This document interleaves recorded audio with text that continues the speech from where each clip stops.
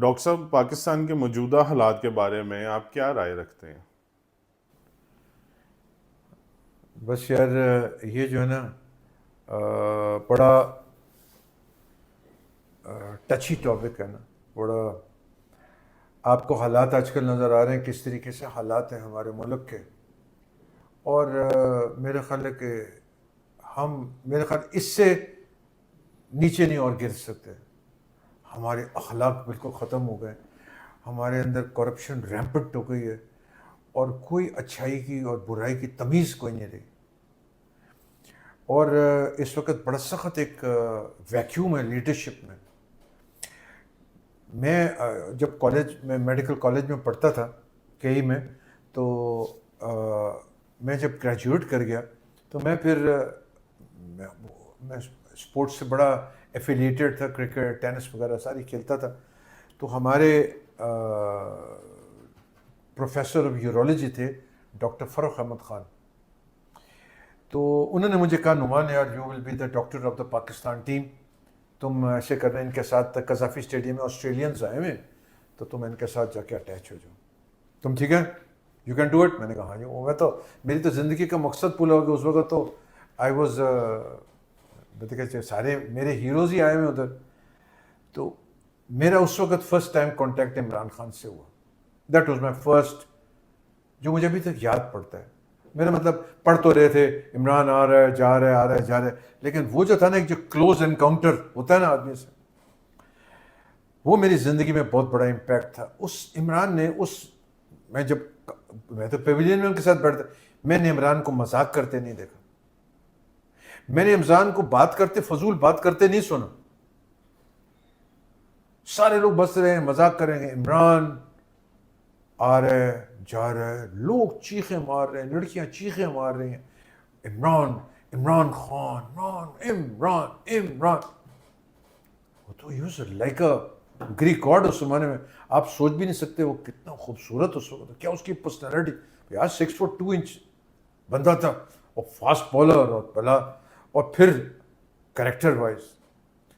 تو میں سمجھتا تھا کہ جب یہ پھر پالیٹکس میں جب عمران آیا ہے نا، بیکاز میرا فرسٹ ہینڈ ایکسپیرینس تھا انٹیگریٹی، آنیسٹی، اور اسٹریٹ فارورڈ، جو بات ہے سامنے کر دے گا. He had all the qualities of a leader. Imran was never a politician. Imran had the making of a leader. اور اللہ نے دکھایا، جب وہ بڑی دعائیں ہم نے کی، اللہ نے اس کو جب وزیر اعظم بنا دیا، he became a global brand. اب یہ سیکورٹی کونسل میں گیا، یہ یونائٹڈ نیشنز میں گیا، اس نے سرکار دو جہاں صلی اللہ علیہ وسلم کا مقدمہ جو پیش کیا. بڑے بڑے علماء کہتے ہیں ہم ایسے نہیں کر سکے جو عمران نے کر دیا. جو سرکار دو عالم سے کے ناموس رسالت کے بارے میں اس نے بات کر دی، کوئی نہیں کہہ سکا جو اس نے سب کے سامنے کہہ دیا. اور اس نے ایک دن ہو گیا کہ حضور کے خلاف کوئی بول نہیں سکے گا، it will be considered as a crime. یہ لا پاس ہو گیا. پہلے جو مرضی بولے، بیکاز یہ سب سے آسان طریقہ ہے، کسی کے خلاف بولا، برائی کرو اور پاپولر ہو جاؤ. جیسے سلمان رشدی نے تو سیٹینک ورسز لکھی، مشہور ہو گیا. عمران نے ریفیوز کر دیا، میں انڈیا نہیں جاؤں گا. اس کو جب پتہ چلا he is going to share the floor with Salman Rushdie, اس نے کہا میں کیسے جا سکتا ہوں، اس نے سرکار دو جہاں صلی اللہ علیہ وسلم کے خلاف بات کی ہے، میں اس کے ساتھ کھڑا نہیں ہو سکتا. اس نے اتنے کروڑ مسلمانوں کے دل دکھائے. انہوں نے کہا بڑا، اس نے عمران کو کہا کہ انڈیا کی جو تھی عورت، اس نے کہا، میں نے خود سنا انٹرویو، اس نے کہا کہ آپ کو ایسے نہیں کرنا چاہیے، آپ کو ایسے نہیں کرنا. اس نے کہا تمہیں سمجھ آئی کتنی بڑی غلط بات کی ہے. اس نے بلینز آف مسلمانوں کے دل توڑ دیے.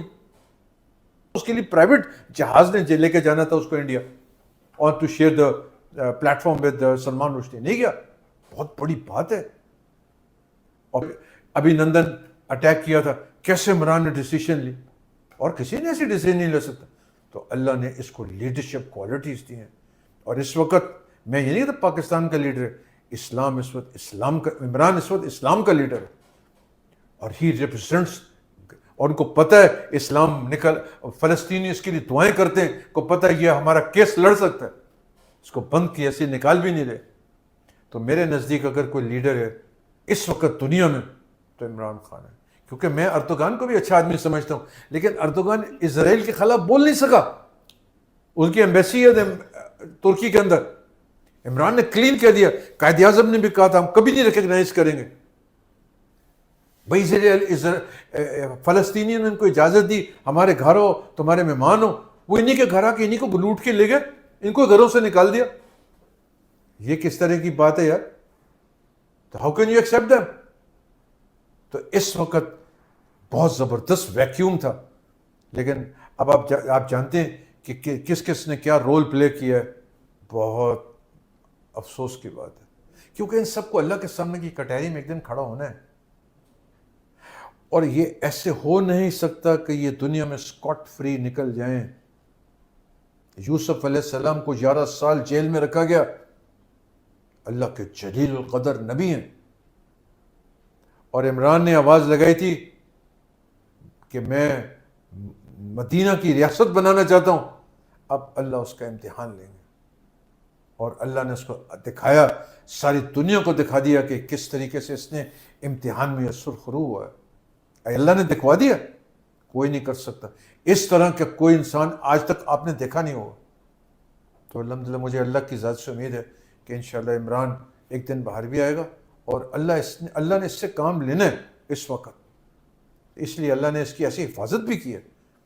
باقی جہاں تک یہ مشکل، جیسے مولانا طارق جمیل صاحب بھی ایک بار کہتے، آپ کو پتہ ہے علماء حق اس وقت عمران کے ساتھ ہے، اور ہر وقت قیامت تک علماء حق کی ایک جماعت رہے گی جو دین حق کو سامنے رکھے گی، اور وہ عمران کے ساتھ ہیں اس وقت.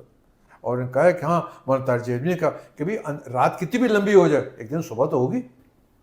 تو یہ جو مرضی کر لیں، کتنی دیر کر لیں گے؟ بس ساری زندگی کے لیے تو کوئی رہ نہیں سکتا نا. ہمیں اس بات کی خوشی ہوگی بھی ہماری آنکھوں کے سامنے ہم بھی کچھ دیکھ لیں. اگر ہمارے سامنے نہیں ہوتا کسی اور وقت ہوگا. لیکن اب سب سے بڑی بات ہے کہ قوم کو ایک شعور مل گیا. آپ کے جو نوجوان قوم ہے، جو ینگسٹرز ہیں، بھئی ان کا فیوچر ایٹ سٹیک ہے. They realized it. اب آپ کتنے بھی ان کے خلق کو سپریس کر دیں، اب آپ دیکھ لیں بیک لیش پکڑ کے لے کے جاتے ہیں، پھر بھی وہ اللہ نے ایسی ہمت دے دی، ایسا حوصلہ دے دیا. تو میرے نزدیک یہ ہے کہ اس وقت جو لیڈرشپ ہے، وہ اگر کوئی لیڈر ہے اس دنیا میں اس وقت میرے نزدیک تو عمران خان ہے. اللہ نے ہم اس وقت اس ایک واٹر شیڈ مومنٹ ہے ہسٹری کے اندر پاکستان کا. اور اس وقت اگر پاکستان اس وقت اگر نکل آیا تو پھر یہ ترقی کرے گا. لیکن اگر یہ اس مومنٹ کو یہ انہوں نے لوز کر دیا، کچھ نہیں.